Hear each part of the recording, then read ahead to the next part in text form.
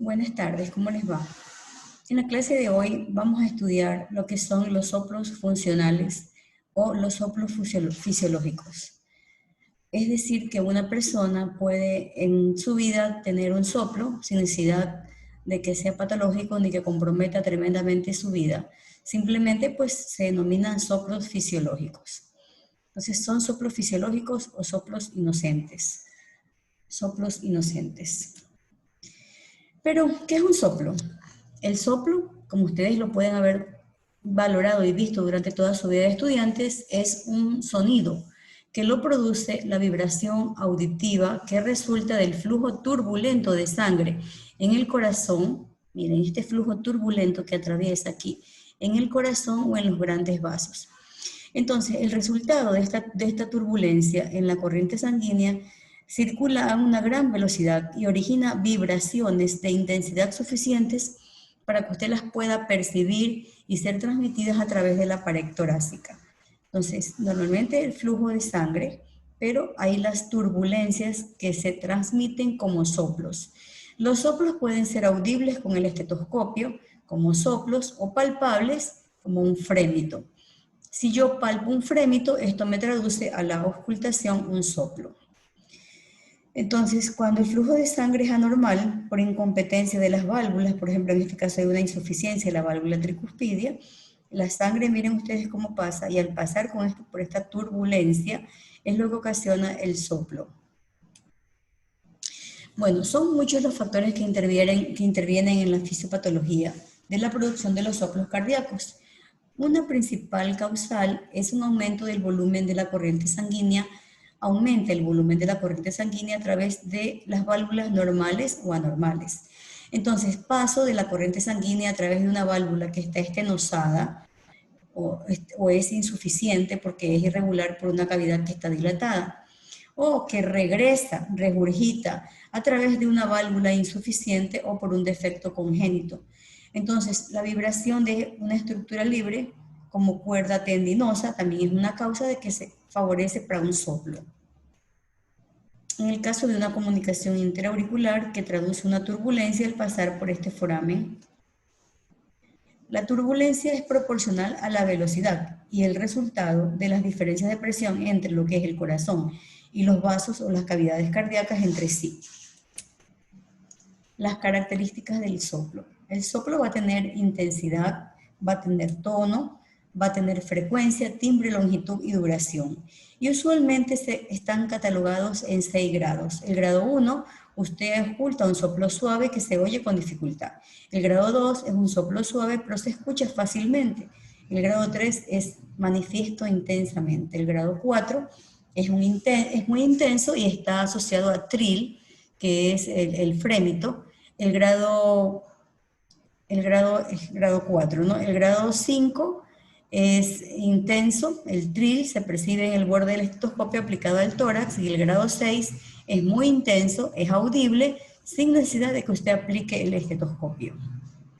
Las características es la frecuencia, se define por el número de vibraciones por ciclo segundo, ¿no? Este es el estetoscopio, las olivas, los auriculares, la tubuladura, el diafragma y la campana.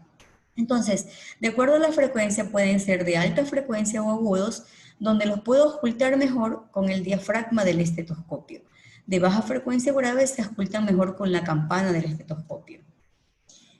Las características, la longitud del soplo es en la medida más útil para valorar la significación y es un fiel reflejo de los desniveles de presión y sigue un paralelismo con el disturbio hemodinámico del paciente. El timbre, dependiendo de la forma de la vibración, de especial interés son los que tienen un timbre con sonoridad musical, pero también pueden ser sordos, pueden ser retumbantes o simplemente como un roce.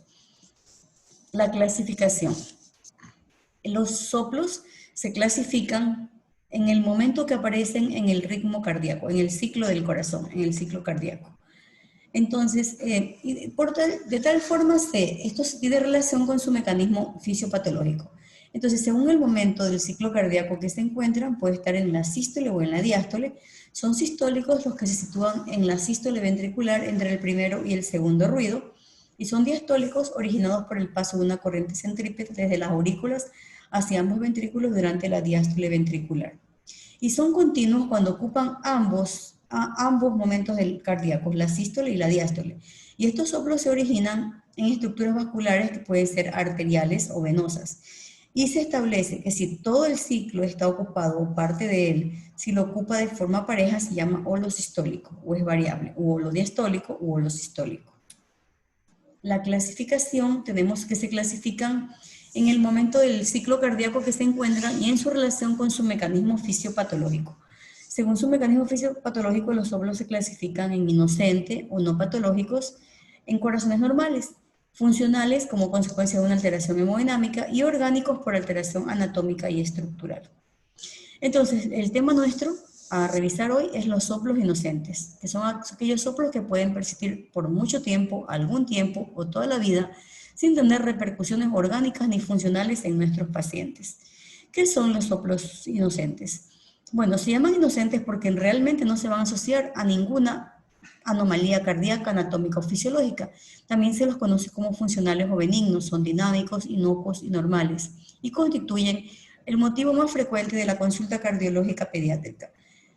Oscilan entre el 50 al 96% y un pico máximo es a los 5 años, disminuyendo su incidencia entre los 10 y los 16 años. El origen de los soplos, de estos soplos funcionales, se originan en la turbulencia en las grandes arterias que salen de los respectivos ventrículos en un suave ángulo y son relativamente más estrechos que los últimos, ¿no? Las características se localizan al comienzo de la sístole, tienen una corta duración, tienen una baja intensidad, tienen un grado 1 o 2, van increciendo, decreciendo, tienen una irradiación escasa y no se asocian a ninguna anomalía. Se escucha mejor en los niños que en los adultos por el menor grosor de la pared torácica. Entonces vamos a analizar los soplos inocentes más frecuentes. En primer lugar, tenemos un soplo de importancia, que es el soplo vibratorio de Still, que se constituye el soplo más frecuente de la infancia. Es de tipo sistólico eyectivo, armónico de baja frecuencia, de baja intensidad, a duras penas 1 o 2 sobre 6, y es más audible en el borde external izquierdo bajo y en el mesocardio. Cambia con la posición y se identifica con el decúbito supino y disminuye en bipedestación y durante las maniobras de Valsalva. El 70-85% de los niños entre los 2 y los 8 años van a presentar soplos vibratorios de Still. Otro soplo es el soplo de flujo pulmonar, que ocurre por aumento de la velocidad del flujo de eyección en el área pulmonar. Son sistólicos eyectivos de tono medio y la intensidad es 1 a 2 sobre 6 y son más audibles en el foco pulmonar. El soplo aórtico está presente en los adolescentes y en los adultos en medicina. Causada por el aumento de la velocidad del flujo de eyección aórtico, son sistólicos y eyectivos. Se intensifican con el aumento del gasto cardíaco en casos como, por ejemplo, lo que es la fiebre, la anemia, la tirotoxicosis, etc. El soplo de estenosis de las ramas pulmonares y periféricas es un soplo de eyección sistólico, suave, corto, de grado 1 a 2 sobre 6, audible en foco pulmonar. Es un audible en foco pulmonar y la axila y la espalda son donde más van a tener su relevancia y son los más frecuentes en los recién nacidos. El soplo continuo es un soplo de prolongación de sístole a diástole, se origina en estructuras vasculares, arteriales o venosas, su intensidad es mayor en la diástole que en la sístole, y si es venoso y al contrario, si es de origen arterial. El soplo inocente más continuo más común encontrado en los niños, tiene un origen venoso motivado por un murmullo vesicular, un murmullo de origen venoso, y aparece entre los 2 y los 8 años. La intensidad es de 2 sobre 6 y el tono es tono medio. Se localiza a la derecha del esternocleidomastoideo con la cabeza girada a la izquierda, más audible en sedestación y desaparece con el decúbito o comprimiendo los vasos cervicales. La turbulencia que presenta este soplo del flujo sanguíneo es con la confluencia de las venas innominadas y la cava superior, que serían el motivo de su causa. El soplo arterial mamario se encuentra en el adolescente y en el embarazo tardío o la lactancia, se localiza en la pared torácica anterior a nivel mamario, se inicia como un chasquido de llenado de tono elevado y gran variabilidad y se origina en los vasos de la pared torácica. Entonces, estos son un resumen de los principales soplos inocentes y sus características. El principal es de Still, que es vibratorio musical, que es el más frecuente en el 80% de los niños de 2 y 18 años. Es vibratorio del aparato valvular pulmonar o falsos tendones en ventrículo izquierdo. Se localiza en el ápex y está irradiado al foco aórtico.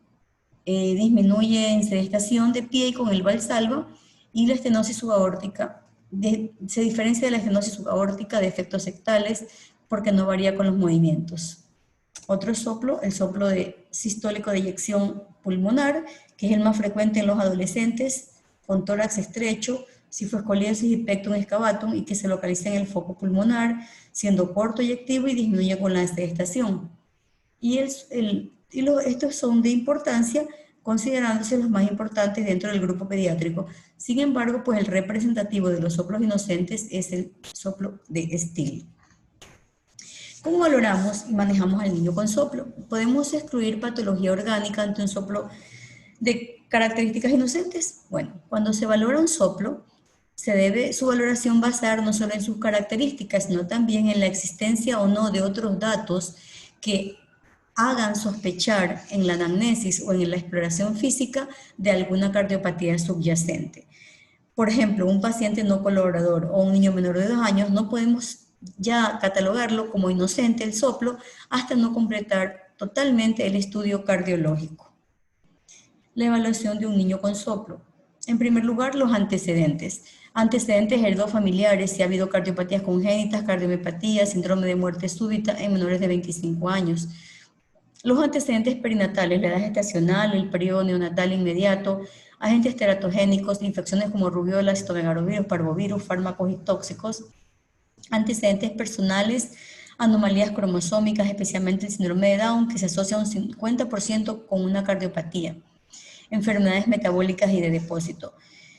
Y se excluye otras causas a través de la anamnesis, evaluando el retraso en la curva del desarrollo pundoestatural, porque estos niños van a tener fallo de Medro, episodio de cianosis, palidez, diaforesis, fatiga cuando toma la teta, cambios en la actividad física rutinaria o la presencia de infecciones respiratorias de repetición pueden aportar datos.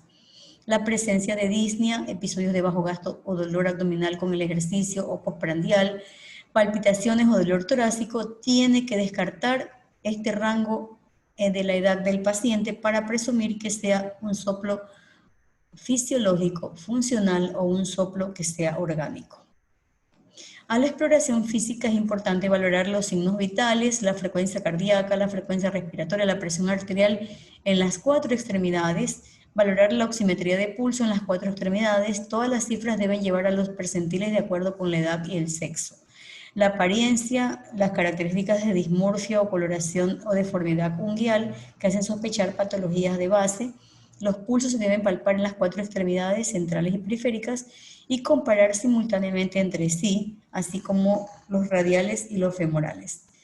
En la exploración del precordio vamos a analizar en la inspección la forma del tórax, la simetría y la actividad del precordio, a la palpación del frémito, la intensidad de los fenómenos cardíacos, a la ocultación los ruidos cardíacos y los soplos cardíacos, la localización y duración dentro del ciclo cardíaco, si es sistólico, es diastólico o es continuo, si se inicia a la mitad, al inicio, al final o durante todo el ciclo, porque puede ser proto, meso, tele u holosistólico, de acuerdo al momento en que aparezca en el ciclo cardíaco. La intensidad se gradúa de acuerdo con la clasificación de Levine, y la localización en el tórax, si está en el foco mitral, tricuspidio, aórtico, pulmonar, la calidad, si es grave, si es agudo, musical o piante, el tono, si es bajo, medio o alto, la irradiación. Por lo general los soplos se irradian en dirección del flujo sanguíneo y pueden ser a la espalda, al cuello o a las axilas. La respuesta a maniobras específicas, si el fenómeno aumenta, disminuye o desaparece al sentarse, al ponerse de pie, al mover el cuello o con las maniobras de Valsalva o cuando se coloca en decúbito lateral izquierdo. Las técnicas diagnósticas, los procedimientos más utilizados para estudiar el origen y la naturaleza de los soplos asintomáticos en los niños Sobre todo es el patrón que nos muestra un electrocardiograma. No va a aclarar ni cambiar la ordenación diagnóstica en el caso de duda del soplo cardíaco. Es de utilidad cuando se complementa una precisión diagnóstica de la presencia de una cardiopatía. Por ejemplo, este es un femenino de 2 años con un soplo continuo y lo que nos revela el electrocardiograma es una comunicación una CIB, comunicación interventricular con sobrecarga diastólica en Q, B5 y en B6. B5 y en B6, ¿no? Esto es lo que apreciamos acá. El electrocardiograma no va a aclarar, no aclara ni cambia la orientación diagnóstica, ¿no? El electrocardiograma, como lo habíamos mencionado. El ecocardiograma, este método diagnóstico es seguro en los niños con soplo y la técnica de elección cuando se sospecha que hay una cardiopatía de fondo.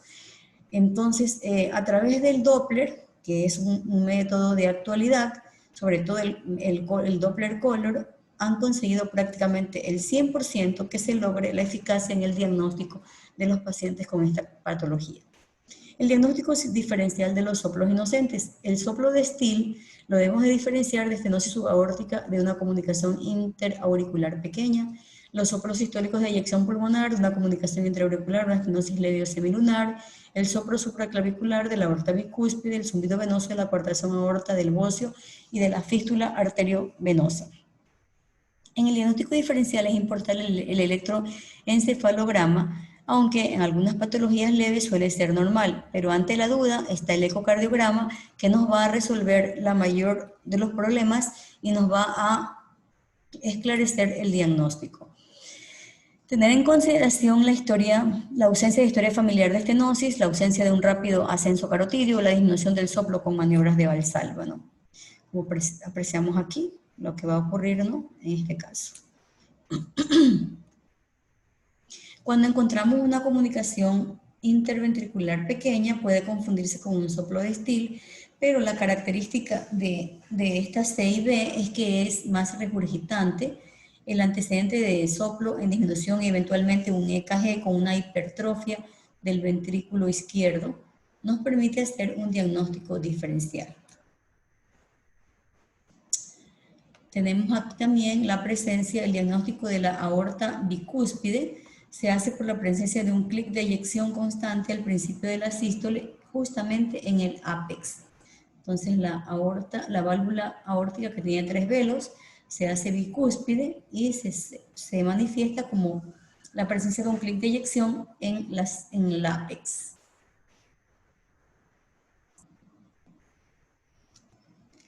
Entonces tenemos que, por ejemplo, los soplos sistólicos de eyección pulmonar solo se ocultan sobre las clavículas. Tenemos aquí la presencia de la coartación de la aorta, por eso es más audible aquí a nivel de lo que es una coartación de la aorta, a este nivel lo que es el zumbido venoso, por la presencia de una coartación de la aorta solo se oculta a nivel supraclavicular. El principal hallazgo de la coartación es un gradiente de presión sistólica entre las extremidades superiores e inferiores y en la coartación la presión de los miembros inferiores es menor en los brazos, al menos con un 20 milímetros de diferencia. Bueno, el zumbido venoso se oye mejor en la base derecha, en posición semisentada, y se puede eliminar comprimiendo el área supraclavicular, y esto nos hace pensar en una fístula arteriovenosa. Hay ciertos soplos cardíacos patológicos, como son los diastólicos, pansistólicos, sistólicos tardíos, muy intensos, que son mayor de 3/6, los soplos continuos o las anomalías cardíacas asociadas. Debemos de pensar en una cardiopatía congénita en los niños que esté presente una o más de estas características: prematuro, antecedentes de haber sido pequeño para la edad gestacional, la presencia de una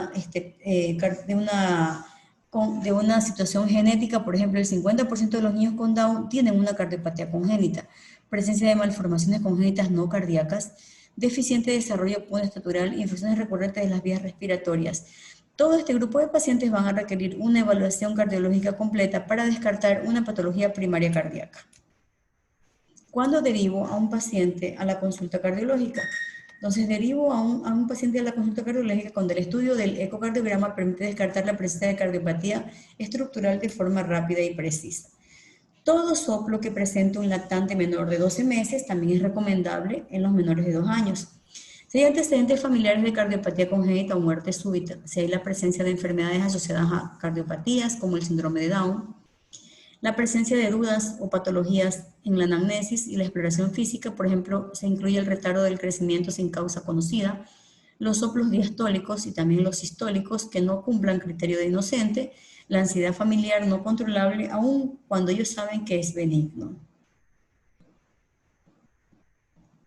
El esquema de actuación ante un soplo cardíaco. El soplo cardíaco vamos a descartar si es orgánico. Cualquier soplo menor de 12 a 24 meses, declararlo inocente si la exploración física está normal. Si está normal, se remite. Si no está normal, se remite al especialista, y si vemos que está todo dentro del rango normal, se da el alta. Si la exploración física y la anamnesis nos van a dar una manifestación típica de un soplo inocente, puedo indicar otros exámenes complementarios. Ni el electrocardiograma ni la radiografía de tórax no aportan eficacia para la valoración de un soplo inocente, incluso pueden generar confusiones. Entonces, esto es un dato de importancia, solo se debe atender los criterios de derivación cardiológica, en este caso, ¿no? La presencia de los soplos por válvulas insuficientes. ¿Qué se hace cuando se ha remitido un soplo para valoración cardiológica y el resultado es un soplo de características inocentes? Si no se detecta una patología, no habrá necesidad de una consulta cardiológica. En este caso se tranquiliza a los padres y se explica la condición de normalidad, de fisiológica y de inocencia. Si en el seguimiento posterior hay cambios en la característica del soplo, se lo remite nuevamente al cardiólogo. ¿Qué pasa cuando hay desaparición de un soplo fisiológico con el desarrollo? ¿Desaparece o no el soplo fisiológico con el desarrollo? Bueno, vamos a encontrar que van a darse cambios anatómicos y cambios fisiológicos, y que ellos van a permitir que haya una disminución de la frecuencia cardíaca, y esto sí va a contribuir en gran manera a que desaparezca el soplo, porque se ensancha la caja torácica, aumento del péndulo adiposo del tórax, aumento de la distancia entre el corazón y la superficie corporal, y hay una objetivación del foramen oval. Todos estos cambios contribuyen a que ocurra una desaparición del soplo fisiológico cuando el niño entra en el desarrollo. Es una variante de la normalidad en el 10 al 20% de los casos, no requiere tratamiento, pero se lo debe reevaluar para descartar el crecimiento del diámetro y del cierre del mismo. Esto consiste en una objetivación del foramen oval. Y esto es lo que concierne a los soplos funcionales. Entonces, hemos concluido otro capítulo, estamos a la orden en lo que es el fórum ante cualquier situación.